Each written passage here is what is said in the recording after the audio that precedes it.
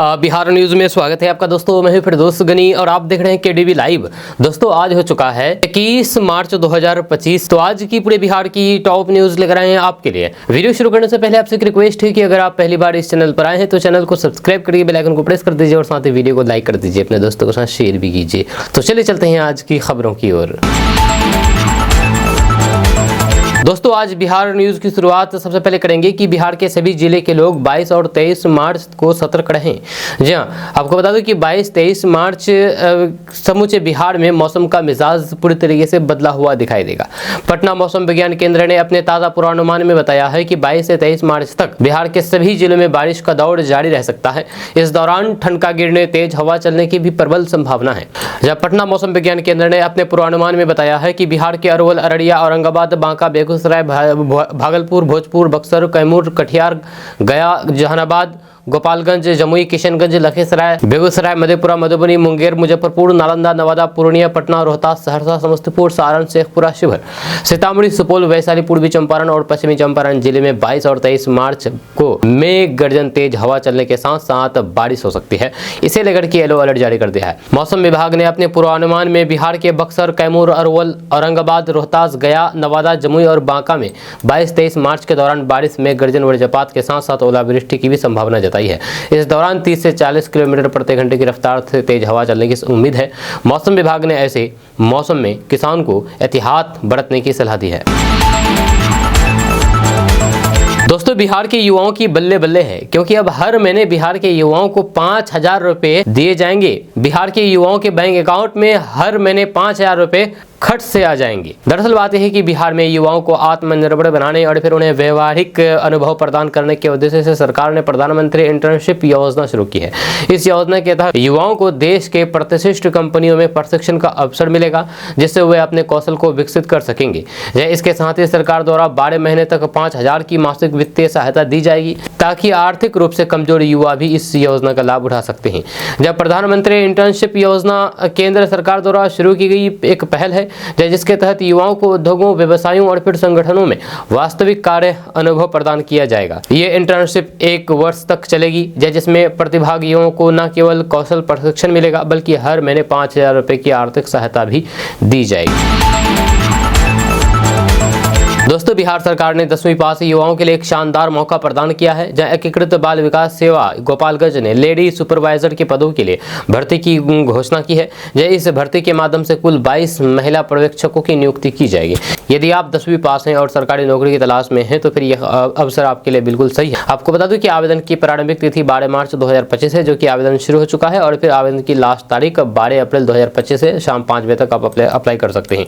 इन पदों पर आवेदन करने के लिए उम्मीदवारों की न्यूनतम आयु सीमा 21 साल जबकि अधिकतम आयु सीमा 45 साल निर्धारित किया गया है। योग्यता के बारे में बात किया जाए तो आवेदन करने के लिए उम्मीदवारों को 10वीं कक्षा पास होना चाहिए। ये भर्ती उन महिलाओं के लिए है जिन्होंने 10वीं तक की पढ़ाई पूरी कर ली है और इस पद के लिए आवेदन करने की योग्य है। दोस्तों बिहार से बाहर अन्य राज्यों में कार्य करने वाले श्रमिकों को निबंधन यानी कि रजिस्ट्रेशन श्रम संसाधन विभाग करेगा। जब पीर पैती के श्रम प्रवर्तन पदाधिकारी ब्रजमोहन ताती ने बताया है कि वे सभी श्रमिक जो कि बिहार के बाहर अन्य राज्यों में रहते हैं, उनका प्रवासी कामगार ऐप पर पंजीयन कराया जा रहा है। जब बिहार से दिल्ली, पंजाब, हरियाणा, राजस्थान, आंध्र प्रदेश, केरल, कर्नाटक या फिर अन्य राज्यों में कार्य करके अपना जीवन यापन करते हैं तो उनको उन मजदूरों का प्रवासी कामगार ऐप पर पंजीयन कराया जा रहा है, ताकि सरकार के पास प्रवासी मजदूरों से संबंधित उचित आंकड़े डेटा उपलब्ध हो।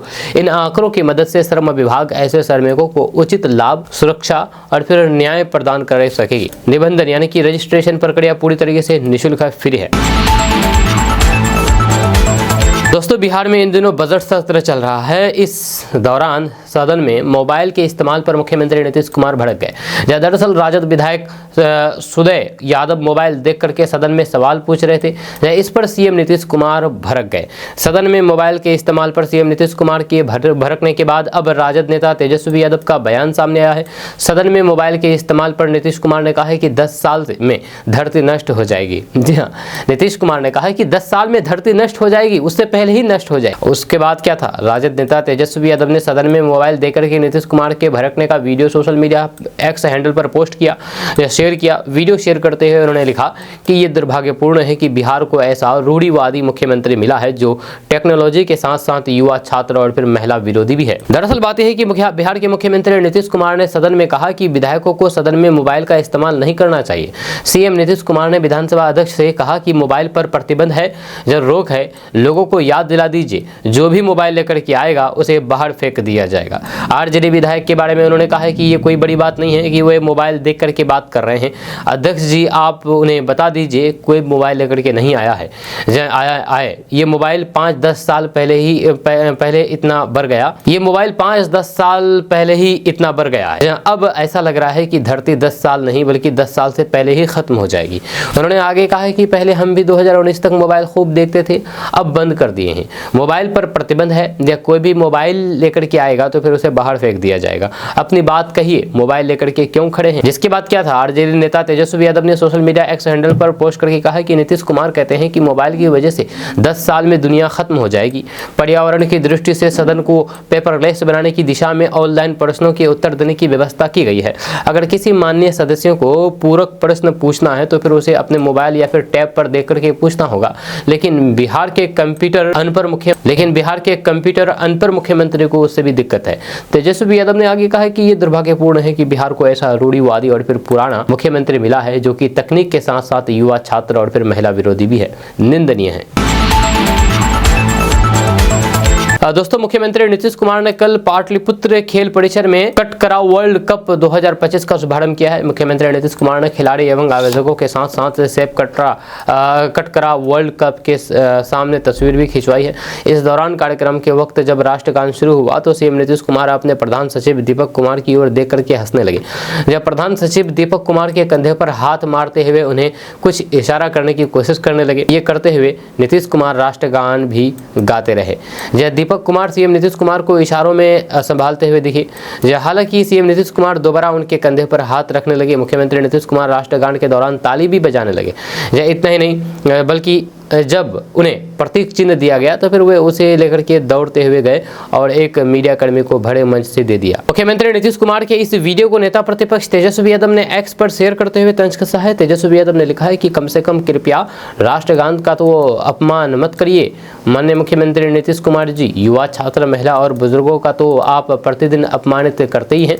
जब कभी महात्मा गांधी जी के शहादत दिवस पर ताली बजा करके उनकी शहादत का माहौल उड़ाते हैं तो कभी राष्ट्रगान का। आगे तेजस्वी यादव ने लिखा है कि आपको याद दिला दे कि आप एक बड़े प्रदेश के मुख्यमंत्री हैं। चंद सेकंड के लिए भी आप मानसिक और फिर शारीरिक रूप से स्थिर नहीं हैं और आपका इस तरह अचेत अवस्था में इस पद पर बने रहना बिहार के लिए, प्रदेश के लिए अति चिंताजनक बात है। बिहार को बार बार यूँ अपमानित मत कीजिए।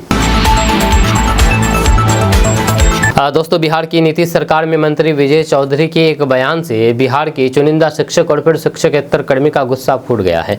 जब पिछले एक सप्ताह से जगह जगह मंत्री के खिलाफ विरोध प्रदर्शन किया जा रहा है, शिक्षक एवं कर्मचारी विजय चौधरी का पुतला भी फूंक रहे हैं। जब मुंगेर में बुधवार को डिग्री कॉलेजों के शिक्षक एवं शिक्षकेतर कर्मचारियों ने विरोध प्रदर्शन किया।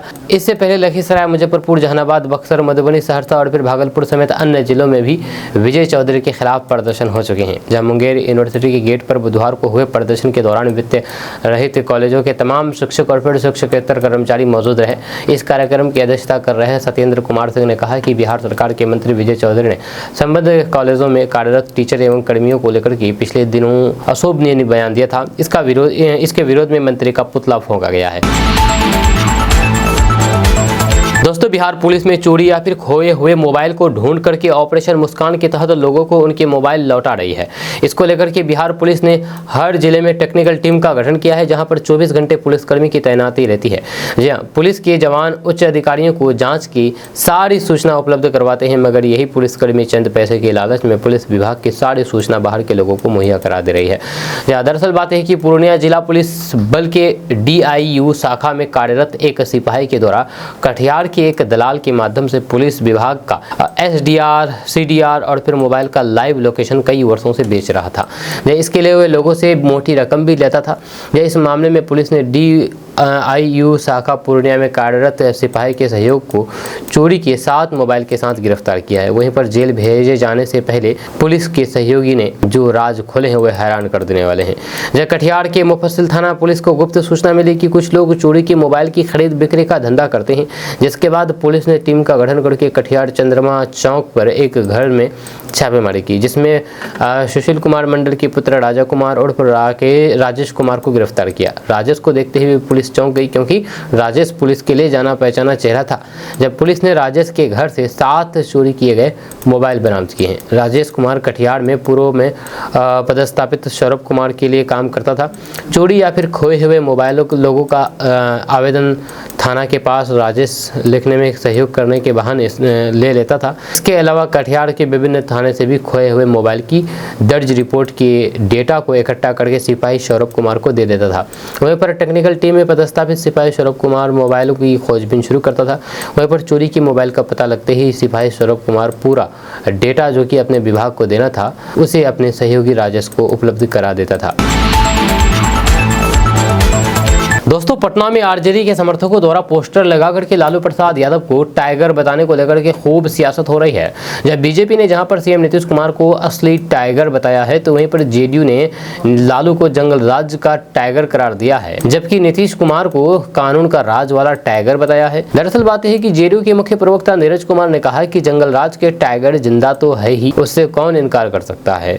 जब न्यायपालिका ने उनको राजनीतिक तौर पर अयोग्य घोषित कर दिया है, लेकिन अब बदलता दौर है, कानून के राज का टाइगर नीतीश कुमार है।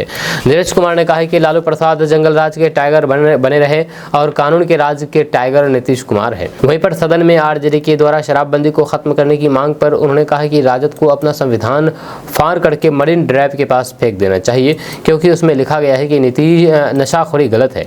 राष्ट्रीय जनता दल आरजेडी ने लोकसभा चुनाव के दौरान शराब बनाने वाली कंपनी से करोड़ों रुपए लिए थे, तो फिर क्या वे महिलाओं के जीवन में आग लगाने के लिए गए थे। दोस्तों, बिहार विधानसभा में बढ़ते अपराध पर सत्ता पक्ष और फिर विपक्ष में भारी भिड़ंत हो गई, जब विपक्षी सदस्य हंगामा करते हुए वेल पर पहुंच गए और फिर सरकार के खिलाफ नारेबाजी करने लगे। सत्ता पक्ष की तरफ से भी लालू राबड़ी राज को लेकर के राजद पर जबरदस्त प्रहार किया गया। इसी बीच मुख्यमंत्री नीतीश कुमार खड़े हुए और फिर राजद पर जोरदार हमला बोला। इस दौरान राबड़ी देवी पर जमकर के हमला बोला। मुख्यमंत्री नीतीश कुमार ने विधान परिषद में खड़े होकर के कहा कि मैं आग्रह करूंगा कि आप लोग बैठ जाइए, किसी की हत्या हुई है तो फिर उसकी जाँच होगी। एक एक चीज के बारे में हम लोग आज ही जानकारी लेते हैं। राजद सदस्यों पर हमला बोलते हुए नीतीश कुमार ने कहा है कि अपना चीज जान लीजिए। राबड़ी की तरफ से इशारा करते हुए उन्होंने कहा है कि इनके पति की सरकार बाद में इन्हीं को बिठा दिए। ये लोग कभी कुछ नहीं किया है, ये लोग कोई काम किया था, सब काम हम लोगों ने किया है। आप लोग बोल करके प्रचार करते हैं, आज तक कोई भी काम नहीं किए हैं। हम लोग किसी को बचाए नहीं है। जब पहले कितना हिंदू मुस्लिम होता था, हम इसलिए बनाए हैं। जैसे ही देखा कि गड़बड़ कर रहा है तो फिर हटा दिए। अब हम कहीं नहीं जाएंगे, आपके पति हटे तो आप बन गए, सिर्फ घर के आदमी को पद दिया जा रहा है। वहीं पर राबड़ी देवी ने कहा है कि आज अशोक चौधरी फिरौती लेते हैं, पहले कांग्रेस को लूटे और फिर अब जेडीयू में लूट रहे हैं। इसके बाद राबड़ी देवी और फिर अशोक चौधरी में भिड़ंत हो गया। जब सदन में भारी हंगामे के बाद सभापति ने विपक्षी सदस्यों को पहली पाली तक के लिए बाहर जाने का आदेश दिया।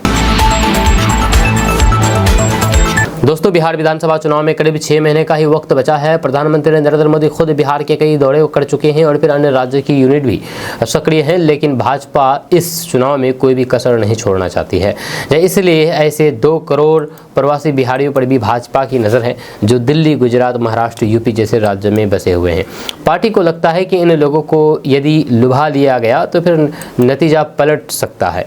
2020 के विधानसभा चुनाव में एनडीए और फिर महागठबंधन के बीच करीबी मुकाबला ही था। अब 5 साल की एंटी इनकम्बेंसी और जुड़ गई है। ऐसे में यदि टाइट फाइट के आसार बने तो फिर भाजपा इन प्रवासी बिहारियों की मदद से बढ़त लेना चाहती है। एक अनुमान के मुताबिक पूरे देश में बिहार के करीब 2 करोड़ लोग रोजगार के लिए बाहर बसे हुए हैं। इनमें से 1.5 करोड़ लोग ऐसे हैं जिनका वोट बिहार में है। अब भी वो मतदाता है और कई बार वोट करने नहीं आते हैं। भाजपा की कोशिश है कि इन लोगों को मतदान के लिए प्रेरित किया जाए। आमतौर पर राज्य से बाहर यानी कि बिहार से बाहर बसे हुए बिहार के लोगों को भाजपा अपना समर्थक मानती है। ऐसे में उसे लगता है कि उनके विचार का कुछ असर राज्य में भी हो सकता है, उनके माध्यम से परिवारों को लुभाया जाए तो फिर फर्क पड़ सकता है। इसके अलावा यदि ये लोग खुद बिहार जाकर के वोट दे तो फिर नतीजे पर असर दिखेगा। इस सिलसिले में भाजपा अभी से ही संपर्क अभियान शुरू करने की तैयारी में है। पार्टी सूत्रों का कहना है कि 2020 के विधानसभा चुनाव में एनडीए को कुल 1,57,00,000 वोट मिले थे। प्रवासी बिहारी मतदाताओं की संख्या ही 1,30,00,000 है, इसलिए ये नंबर बड़ा अंतर डालने का दम रखता है। दोस्तों, बिहार के मुख्यमंत्री नीतीश कुमार के बेटे निशांत कुमार को जेडीयू में लाने की मांग उठाई गई है। पटना में जेडीयू कार्यकर्ताओं की तरफ से कुछ पोस्टर लगाए गए हैं और इसमें मांग की गई है कि निशांत को जेडीयू में लाकर के अहम जिम्मेदारी दी जाए। इस पोस्टर में सीएम नीतीश कुमार के अलावा निशांत की भी तस्वीर है। इसके अलावा पोस्टर में अशोक चौधरी, ललन सिंह, संजय झा, विजय चौधरी समेत जदयू के कई बड़े नेताओं और फिर मंत्रियों की भी तस्वीरें हैं। पोस्टर के जरिए जहां पर निशांत को जेडीयू में लाने की मांग की गई है तो वहीं पर निशांत से सक्रिय राजनीति में आने की भी अपील की गई है।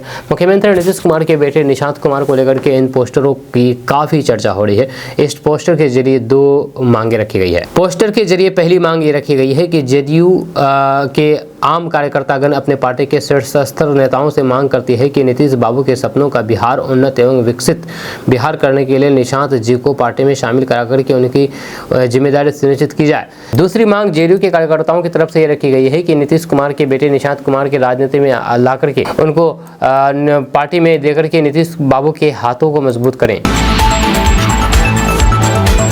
दोस्तों, बिहार कांग्रेस के नवनियुक्त अध्यक्ष राजेश कुमार ने बुधवार को दिल्ली में कांग्रेस अध्यक्ष मल्लिकार्जुन खड़गे और फिर लोकसभा में विपक्ष के नेता राहुल गांधी से मुलाकात की है, जब बिहार में इस साल के अंत में विधानसभा चुनाव होने हैं। इस बैठक में आगामी चुनाव पर चर्चा की गई है, जब कांग्रेस के महासचिव केसी वेणुगोपाल भी इस बैठक में उपस्थित थे। जब बैठक के बाद राजेश कुमार ने कहा कि बिहार में केंद्रित प्रयासों की आवश्यकता है और फिर पार्टी को पूरी ताकत से काम करना होगा। उन्होंने कहा कि बिहार में जो सरकार चल रही है वो रोजगार, पलायन जैसे अहम मुद्दों पर ध्यान नहीं दे रही है। उन्होंने अपनी नई जिम्मेदारी को चुनौतीपूर्ण बताया और कहा है कि उन्हें कम समय में अधिक काम करने का अवसर मिलेगा। राजेश कुमार ने पार्टी नेतृत्व का आभार व्यक्त करते हुए कहा कि उनका मुख्य लक्ष्य पार्टी को मजबूत करना, जनता से जुड़ना और फिर सभी कार्यों में पारदर्शिता बनाए रखना है। उन्होंने अपने पहले बयान में राहुल गांधी, मल्लिकार्जुन खड़गे और फिर केसी वेणुगोपालन को भी धन्यवाद दिया है। दोस्तों, बिहार विधानसभा में चालू बजट सत्र के दौरान सत्ता पक्ष और फिर विपक्ष के नेता एक दूसरे पर आरोप लगाने में कोई भी कसर नहीं छोड़ रहे हैं। इसी कड़ी में बिहार विधानसभा की कार्यवाही प्रारंभ होने के पूर्व उत्पाद एवं मद्य निषेध मंत्री रत्नेश सदा ने राजद नेताओं के साथ ही पूर्व मंत्री सर्वजित कुमार पर शराब कारोबार के आरोप लगाए हैं। जी, इस पर राजद ने पलटवार करते हुए कहा कि एनडीए के सभी नेता शराब का सेवन करते हैं। आपको बता दूं कि मंत्री रत्नेश सदा ने कहा कि आरजेडी के नेता पूर्व मंत्री सर्वजित शराब के कारोबार में शामिल हैं, यह शराब का व्यापार करते हैं। विधानसभा में कहा था कि शराब खुलेआम बिक रही है। जब मंत्री मेरे साथ चले, हम बताते हैं कि शराब कहां कहां बिक रही है। वहीं पर मंत्री रत्नेश सदा ने कहा कि वे खुद शराब के कारोबार में शामिल है और विपक्ष के लोग शराब का धंधा करते हैं। उन्होंने कहा है कि बिहार में शराबबंदी कानून है और लागू रहेगा, इसमें कोई भी परिवर्तन नहीं होगा। मंत्री के आरोप के बाद आरजेडी के विधायक मुकेश रोशन ने कहा है कि एनडीए सरकार के सभी विधायक और फिर मंत्री शराब पीते हैं। यहाँ नहीं मिली तो जब दिल्ली जाते हैं तो फिर बिहार भवन में भी ये लोग शराब पीते हैं। इन लोगों की जांच होगी, हमारी सरकार आएगी, सारे लोगों की जांच होगी, सभी लोग जेल जाएंगे। उन्होंने मुख्यमंत्री पर सत्ता के लिए समझौता करने का भी आरोप लगाए हैं। दोस्तों, बिहार में विधानसभा चुनाव होने में अभी करीब 6 महीने का ही वक्त बाकी रह गया है, लेकिन इससे पहले ही भोजपुरी स्टार पवन सिंह को लेकर के तमाम तरह की अटकलें चलनी शुरू हो गई है। इन तमाम अटकलों के बीच गोरखपुर से बीजेपी सांसद रवि किशन का बयान सामने आया है। एक न्यूज चैनल से बातचीत करते हुए रवि किशन ने पवन सिंह के चुनाव लड़ने से जुड़े सवाल का जवाब दिया है। रवि किशन ने कहा कि पवन का अपना मन है, अपनी जिंदगी है और फिर अपने मन का कर सकते हैं। हम कभी किसी को सलाह नहीं देते हैं, उनका मन है, वह कोई भी छोटे बच्चे थोड़े हैं। बड़े भाई के तौर पर मैं उनके लिए पहले भी खड़ा था और फिर आज भी खड़ा हूँ। भोजपुरी में जितने भी कलाकार हैं मैं सबके लिए खड़ा हूँ। मेरी जब भी ज़रूरत पड़ेगी मुझे कॉल करेंगे, मुझे जहाँ भी वे लोग चाहेंगे वहाँ पाएंगे, ये पूरी इंडस्ट्री को पता है। बीजेपी सांसद रवि किशन ने कहा है कि मैं केवल एक फ़ोन की दूरी पर हूँ, जब किसी को भी जब लगे तो फिर मुझे एक फ़ोन या फिर मैसेज करें, मैं तुरंत कॉल बैक सबको करता हूँ, ये पूरी इंडस्ट्री जानता है। दरअसल बात यह है कि बीजेपी सांसद रवि किशन का ये बयान बयान ऐसे वक्त में आया है जब भोजपुरी स्टार पवन सिंह के विधानसभा चुनाव लड़ने की अटकलें हैं, जहां पवन सिंह के अलावा कई मीडिया रिपोर्ट्स में उनकी पत्नी ज्योति सिंह के चुनाव लड़ने का भी दावा किया गया है। दोस्तों, बिहार विधानसभा चुनाव इस साल अक्टूबर-नवंबर में होने वाले हैं, लेकिन करीब 6 महीने बाद सभी पार्टियां इसकी तैयारी में जुट गई है। जहां चुनाव लड़ने वाली पार्टियों ने अपना अपना एजेंडा तय करना शुरू कर दिया है। भाजपा ने भी इस पर पूरी ताकत से काम करना शुरू कर दिया है। ऐसा लगता है कि भाजपा ने बिहार के मिथिला क्षेत्र के सीतामढ़ी में सीता के मंदिर के जीर्णोद्धार को अपना प्रमुख चुनावी मुद्दों में से एक बनाने का फैसला किया है। ये मंदिर जानकी मंदिर के नाम से भी प्रसिद्ध है। भाजपा द्वारा सीता मंदिर के निर्माण पर राजद ने की ये टिप्पणी सीतामढ़ी को लेकर के भाजपा के प्रयासों पर राज्य के सभी राजनीतिक दलों की ओर से कड़ी प्रतिक्रिया आई है। जब मुख्य विपक्षी पार्टी राष्ट्रीय जनता दल यानी कि आरजेडी ने कहा है कि भाजपा को सीता मंदिर के जीर्णोद्धार का श्रेय नहीं लेना चाहिए, वहीं पर मुख्यमंत्री नीतीश कुमार के नेतृत्व वाली भाजपा की मुख्य सहयोगी दल जेडीयू ने इस परियोजना के लिए केंद्र से अधिक धनराशि की मांग की है। वहीं पर गुजरात में एक जनसभा को संबोधित करते हुए अमित शाह ने बिहार की राजनीति को प्रभावित करने की कोशिश की है। पिछले रविवार को अहमदाबाद में आयोजित सनातन मिथिला महोत्सव 2025 कार्यक्रम को संबोधित करते हुए केंद्रीय गृह मंत्री अमित शाह ने कहा है कि हमने अयोध्या में राम मंदिर बनाया है, अब बिहार में भव्य सीता मंदिर बनाने का समय है। ये भव्य मंदिर देवी सीता द्वारा अपने जीवन में अपनाए गए आदर्शों का संदेश देगा। हम बिहार में जानकी का मंदिर जरूर बनाएंगे। मैं मिथिला के लोगों को आमंत्रित करता हूं कि वे मेरे साथ बिहार आएं, जहां हम विधानसभा चुनाव से पहले डेरा डालेंगे। दोस्तों, आर्सेनिक की प्रभावशीलता बढ़ने के मामले के बीच अब ये बातें सामने आई है कि बिहार में गंगा किनारे जिलों की सब्जी और फिर अनाज में आर्सेनिक की मात्रा मिलने लगी। जब बिहार विधानसभा चुनाव में गुरुवार को इससे जुड़े हुए सवाल पर उप मुख्यमंत्री सह कृषि मंत्री विजय चौधरी सिन्हा ने कई सब्जियों का नाम बता करके उसमें मौजूद आर्सेनिक की मात्रा का विवरण बताया है। आर्सेनिक की मात्रा और फिर इससे स्वास्थ्य पर पड़ने वाले गंभीर असर से जुड़ा हुआ सवाल आरा विधायक अमरेंद्र प्रताप सिंह ने किया था। प्रश्नकाल के दौरान विजय कुमार सिन्हा ने आंकड़े में बताया है कि सब्जियों में आर्सेनिक की मात्रा तय सीमा से काफ़ी ज़्यादा अधिक है। उन्होंने बताया है कि पत्ते वाली सब्जी जो जैसे बंद गोभी में मेथी में प्रति ग्राम 0.1%, जड़ वाले सब्जी जैसे आलू शकरकंद में प्रति ग्राम 0.3% आर्सेनिक मिला है। वहीं पर अन्य फसल में 1% आर्सेनिक मिला है। दोस्तों, बिहार में सोशल मीडिया पर हो या फिर ग्राउंड लेवल पर हो, अश्लीलता समाज को बर्बाद कर रही है। यह अश्लीलता समाज की उन गंदगियों में से एक गंदगी है जो इसको बर्बाद करने में काफी है। अब इसको लेकर के बिहार पुलिस सतर्क हो गई है। जब बिहार के डीजीपी विनय कुमार ने कहा है कि अश्लीलता के खिलाफ सभी को मिलकर के आगे आना होगा। जब उन्होंने सख्त लहजे में चेतावनी दे दी है कि अब बिहार में अश्लीलता बर्दाश्त नहीं की जाएगी। जहां भी जिस तरह से अश्लीलता फैलाई जाती है या फिर फैलाई जाएगी तो उन पर सख्त से सख्त कार्रवाई की जाएगी। उन्होंने यहां तक कह डाला कि अगर बुजुर्ग अश्लील फिल्में देखते हैं या फिर डांस करते हैं, डांस देखते हैं, तो फिर उनके बच्चे तो गलत काम करेंगे ही करेंगे। इसलिए बुजुर्गों को सबसे ज्यादा सतर्क होने की जरूरत है। आपको बता दूं कि अश्लीलता के खिलाफ बिहार पुलिस सख्त हो गई है। जहां अश्लील गाने बजाने और फिर उसके प्रसारण पर प्रतिबंध लगाने की पूरी प्लानिंग पुलिस ने कर दी है।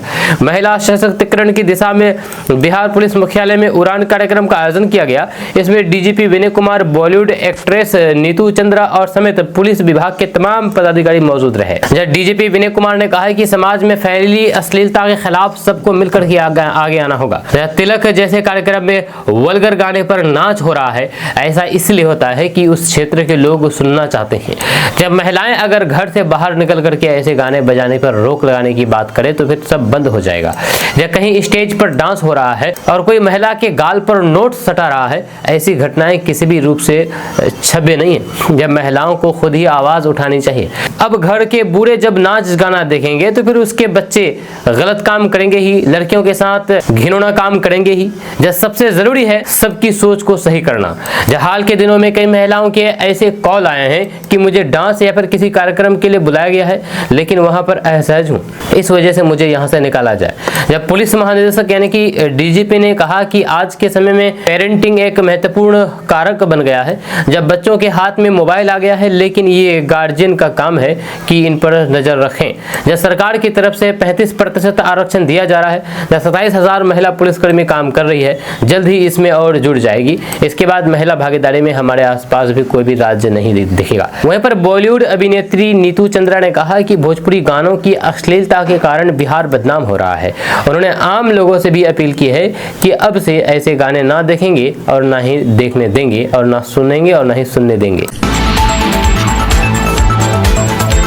दोस्तों, बिहार विधानमंडल के बजट सत्र के दौरान विपक्ष अलग अलग मुद्दों पर सरकार को घेरने की कोशिश कर रहे हैं। जब सदन की कार्रवाई शुरू होने से पहले ही आरजेडी और फिर लेफ्ट के विधायकों ने विधानसभा के बाहर जोरदार हंगामा किया। जब विपक्षी सदस्यों ने स्वास्थ्य विभाग के मामले को लेकर के सरकार के खिलाफ जमकर के नारेबाजी की। भाकपा माले विधायकों की मांग थी कि सरकार ग्रामीण चिकित्सा को प्रशिक्षण पकड़ के स्वास्थ्य सेवा के रूप में बहाल करे। इसके साथ ही डॉक्टर, नर्स सहित स्वास्थ्य सेवा के 40% खाली पड़े पदों पर अविलंब बहाली की जाए। जब वहीं पर विधवा और फिर दिव्यांगों को झारखंड की तरह बिहार में भी हर महीने 3,000 रुपए की सहायता सरकार करे। वहीं पर आरजेडी की मांग थी कि बिहार के पीडीएस दुकानदारों प्रति क्विंटल कमीशन 50 रुपए से बढ़ा करके 300 रुपए किया जाए। यह अपनी मांग के समर्थन में भाकपा माले और फिर आरजेडी के विधायकों ने हाथों में पोस्टर लेकर के सदन के बाहर नारेबाजी और पूरी मजबूती के साथ अपनी मांगों को लेकर के सरकार के माध्यम से रखने की कोशिश की है।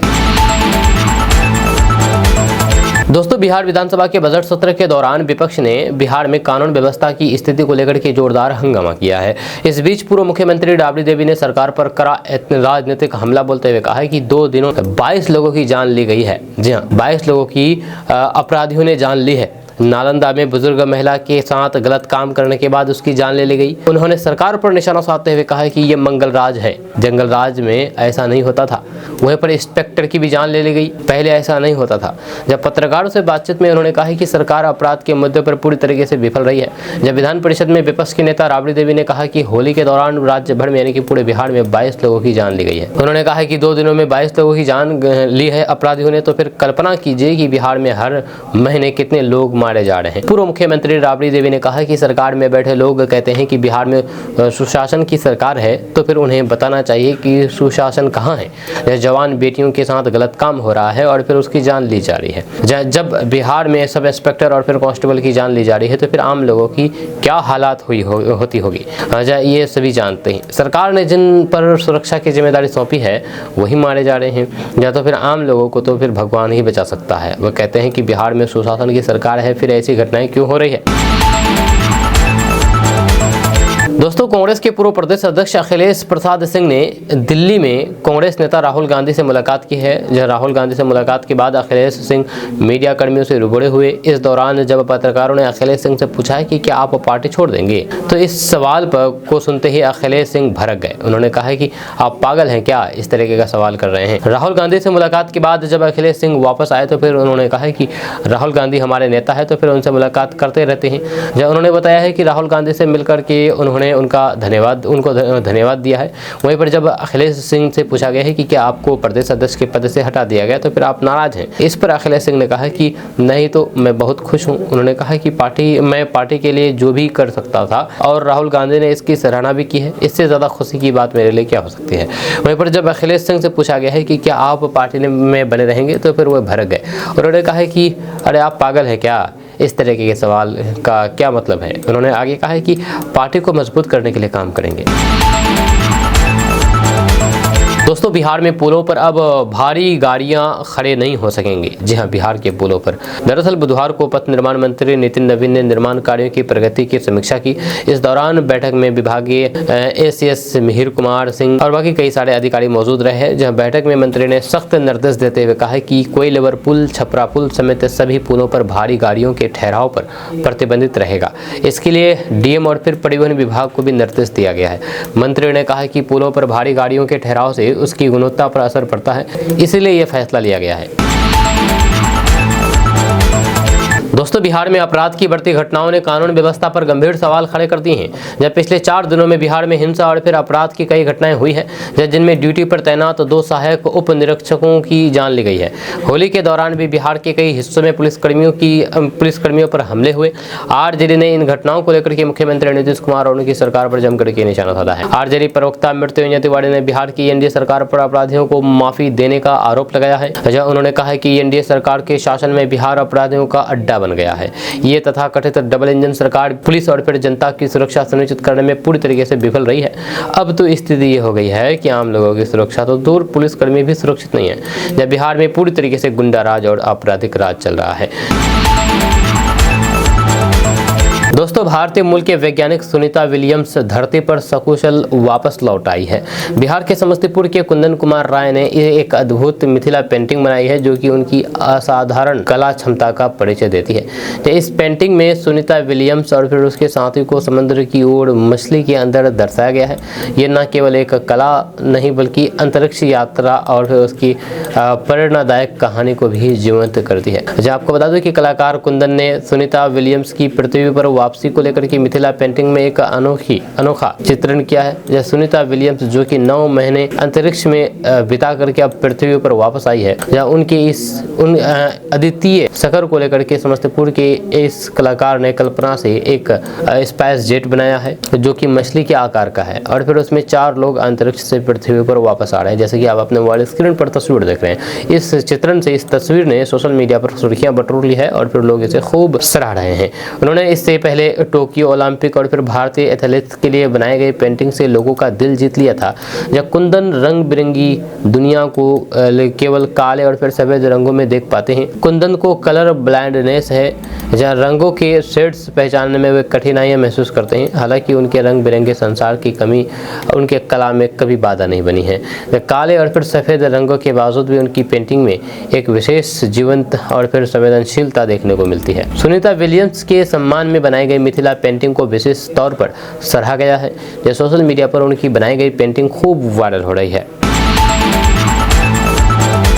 अब बिहार के बेगूसराय से एक बड़ी खबर निकल करके सामने आ रही है, जहां पर TRI 3 में बीपीएससी की परीक्षा पास किए शिक्षक अभ्यर्थियों की काउंसलिंग के दौरान 3 फर्जी शिक्षकों को गिरफ्तार किया गया है। जहां 3 फर्जी शिक्षकों को गिरफ्तार करने की खबर से अन्य शिक्षकों के बीच हरकत मच गया है।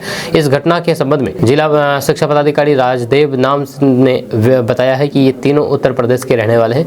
यूपी से आकर के बिहार के निवासी होने का आधार कार्ड बनवा लिया ताकि रिजर्वेशन का लाभ उठा सके, लेकिन तीनों की कारकर्दगी यहाँ काम नहीं आई। जब काउंसलिंग में बैठे पदाधिकारियों की नजर से ये लोग बच नहीं पाए, आखिरकार तीनों को दबोच लिया गया।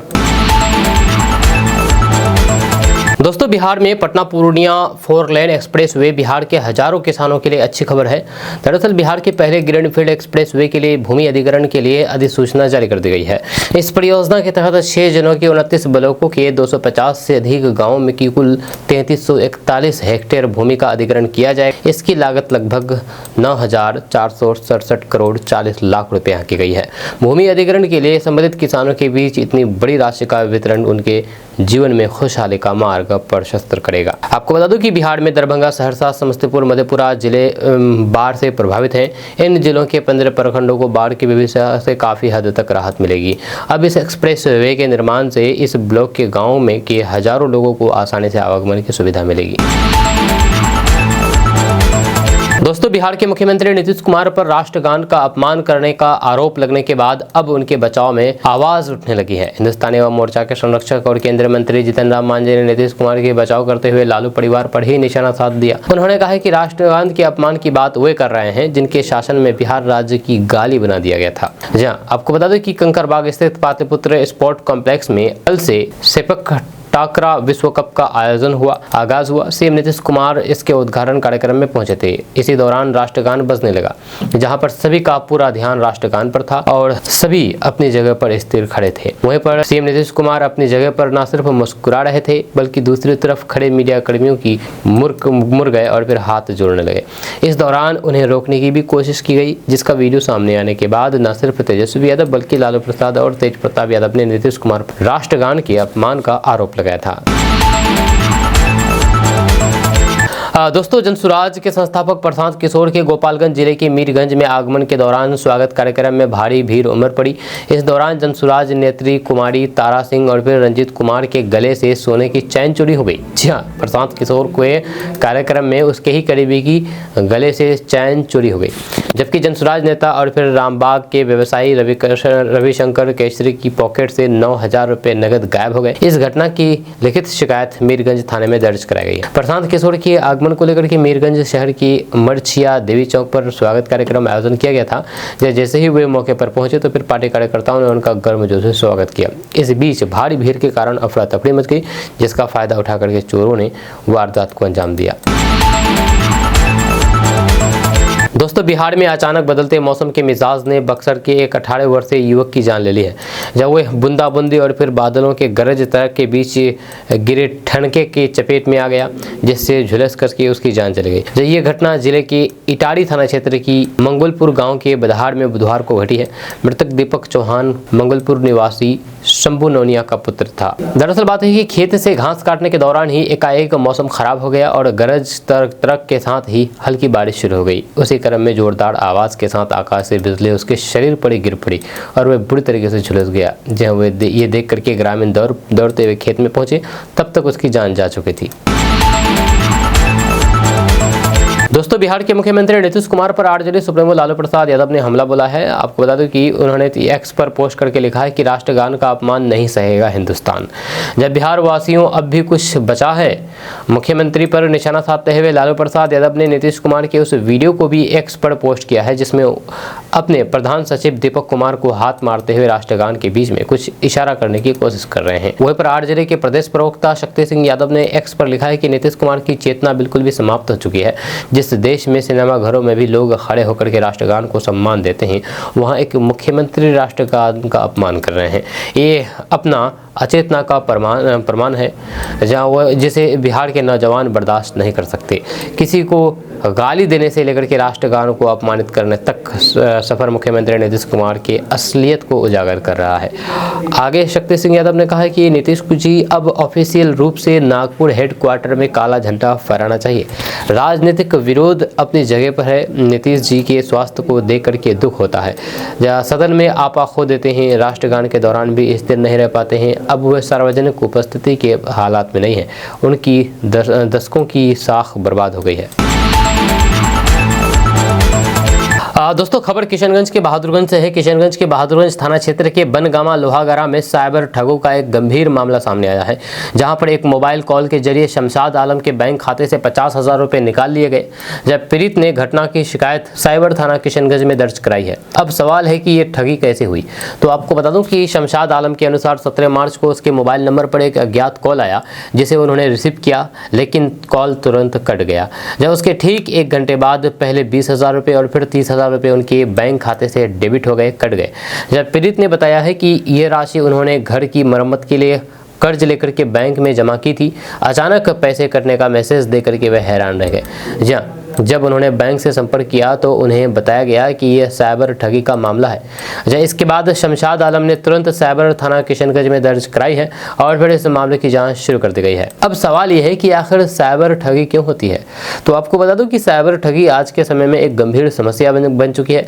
इंटरनेट और डिजिटल बैंकिंग के बढ़ते उपयोग के साथ ऑनलाइन फ्रॉड के मामले भी बढ़ रहे हैं, जब ठग नए तरीके से लोगों को धोखा देकर के उनके बैंक खाते से पैसे निकाल लेते हैं। वहीं पर साइबर ठगी के पीछे के मुख्य कारण के बारे में अगर बात की जाए तो लोगों की लापरवाही, जहाँ अनजान कॉल उठाना और उसमें बताए गए निर्देशों का पालन करना, बैंक से जुड़ी हुई जानकारी, OTP, पासवर्ड किसी को शेयर करना, किसी संदिग्ध लिंक पर क्लिक करना, यानी कि अनजान लिंक पर क्लिक करना, इसकी वजह से साइबर ठगी होती है। वहीं पर तकनीकी कमजोरी, जहाँ आपको बता दूं कि कमज़ोर पासवर्ड रखना, जिससे अकाउंट हैक हो सकता है।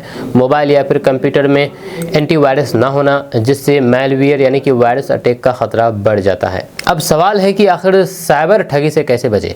तो साइबर ठगी से बचने के लिए सतर्कता और फिर जागरूकता सबसे ज़रूरी है। अभी हम आपको जो बताने वाले हैं उससे आप सावधानियां बरत करके आप अपने बैंक खाते और फिर अपनी प्राइवेट जानकारी को सुरक्षित रख सकते हैं। नंबर 1, अज्ञात कॉल और फिर SMS से सावधान रहें। यदि कोई अनजान नंबर से कॉल आए और फिर बैंक डिटेल मांगे तो फिर तुरंत कॉल काट दें। नंबर 2, बैंक, पुलिस या फिर अन्य सरकारी एजेंसी कभी भी फ़ोन पर गोपनीय जानकारी नहीं मांगती है। वहीं पर अगर आपको कोई संदिग्ध SMS मिले जिसमें लिंक दिया गया हो तो फिर उस पर क्लिक ना करें। जी हाँ, वहीं पर OTP के बारे में अगर बात किया जाए तो OTP किसी भी बैंक डिटेल्स किसी को शेयर ना करें। या कभी भी OTP, password, pin, CVV number किसी को ना बताएं। अगर कोई फ़ोन करके खुद को बैंक अधिकारी बताए और जानकारी मांगे तो तुरंत बैंक से संपर्क करें। वहीं पर बैंकिंग और फिर अन्य डिजिटल सेवाओं के लिए मजबूत पासवर्ड बनाएं। पासवर्ड में अक्षर ए से जेड तक स्मॉल और कैपिटल कुछ भी दे सकते हैं। उसके बाद नंबरिंग दें और विशेष चिन्ह जैसे कि हैशटैग, @ डॉलर, प्रतिशत या फिर एंड का जो निशान होता है या फिर स्टार का जो निशान होता है, कॉलम होता है घेराबंदी वाला, उस तरीके का आप प्रयोग कर सकते हैं। और साथ ही साथ आप समय समय पर पासवर्ड बदलते रहें, ये सबसे ज़रूरी चीज़ है। वहीं पर कोई भी अनजान लिंक पर क्लिक करने से बचें। जहाँ किसी भी अनजान लिंक पर क्लिक ना करें, चाहे वो ईमेल, SMS या फिर सोशल मीडिया पर आया हो। गूगल प्ले स्टोर या फिर एप्पल स्टोर के अलावा किसी अन्य वेबसाइट से ऐप डाउनलोड बिल्कुल ना करें। वहीं पर इंटरनेट बैंकिंग और फिर मोबाइल बैंकिंग में सुरक्षा उपाय अपनाएं। जहाँ अपने मोबाइल और फिर लैपटॉप में एंटीवायरस सॉफ्टवेयर इंस्टॉल करें। इंटरनेट बैंकिंग के लिए 2 फैक्टर चालू करें, 2 फैक्टर पासवर्ड। जब पब्लिक वाईफाई जैसे कि रेलवे स्टेशन, मॉल, होटल पर इंटरनेट बैंकिंग का उपयोग बिल्कुल ना करें। वहीं पर साइबर क्राइम हेल्पलाइन नंबर 11930 पर तुरंत शिकायत करें अगर मान के चले ऐसी घटना अब घट जाती है तो। जहाँ अगर आपके साथ साइबर ठगी होती है तो फिर घबराने के बजाय तुरंत साइबर हेल्पलाइन 1930 1930 पर कॉल करें। या अपने बैंक को भी तुरंत सूचना दें ताकि खाते को ब्लॉक किया जा सके। इस तरह से आप कर सकते हैं, या फिर अपने नज़दीकी जो निकटतम साइबर थाना है वहाँ जाकर के आप रिपोर्ट दर्ज करा सकते हैं।